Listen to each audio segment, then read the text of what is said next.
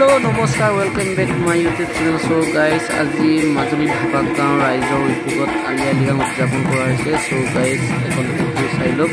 এয়া আমাৰ মুকুন্দ মাধৱ মিলি লগৰ আৰু লগতে আছে যেনে সুন মাইনা মিলি আৰু এয়া আমাৰ গাঁৱৰ আই মাতৃসকলে পুৰা ধুমধাম নাচি আছে. ভালকে চাই লওক কেনেকুৱা লাগিছে, লগতে আপোনালোকে কমেণ্ট কৰি জনাব. আমাৰ ইউটিউবৰ চাই আহিছে এতিয়া পাৰি